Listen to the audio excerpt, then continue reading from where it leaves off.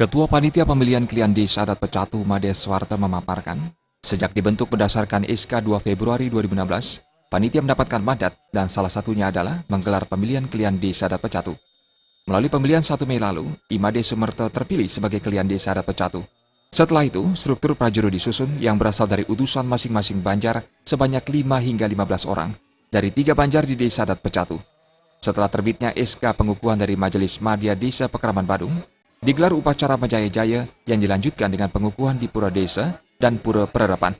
Panitia berharap prajurit baru ini nantinya dapat menjalankan swadharmanya dengan baik dan mengemban aspirasi Kerama Pecatu dengan baik.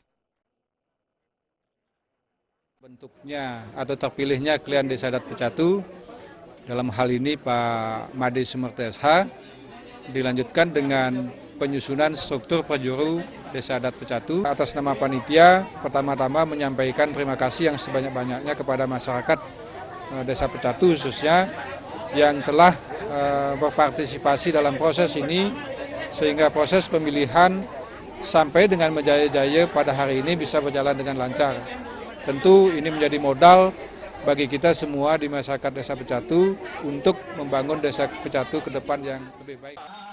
Klien Desa Adat Pecatu yang baru dikukuhkan, Made Sumerto mengapresiasi partisipasi aktif masyarakat dalam pemilihan klien adat Pecatu yang berlangsung demokratis dan berterima kasih atas kepercayaan masyarakat yang memilihnya sebagai klien Desa Pecatu periode 2016-2021.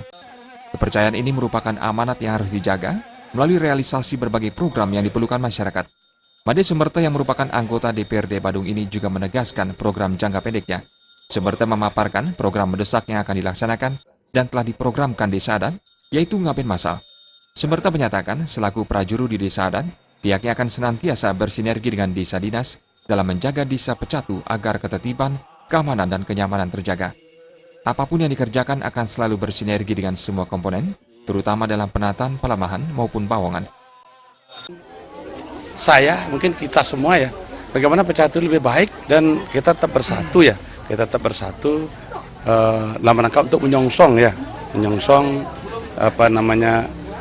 tantangan ke depan. Saya kira ini kalau kita tidak bersatu ya ini kan kayaknya tidak akan bisa segala suatu program-program terlaksana dengan baik gitu. Itu harapan kita. Jadi kalau mungkin walaupun ada hal-hal yang mungkin di luar daripada kota itu kan bisa kita bicarakan, kita bisa selesaikan secara adat kan itu, karena kita adalah adat gitu, Pak. Jadi saya punya obsesi bagaimana kita ke depan itu bisa membangun bersama-sama ya. Selain dihadiri Kerama Pecatu, pengukuhan ini juga dihadiri sejumlah tokoh masyarakat setempat dan para pendesa adat Sekute Selatan, Camat Kute Selatan, serta undangan lainnya. Tim Liputan Bali TV.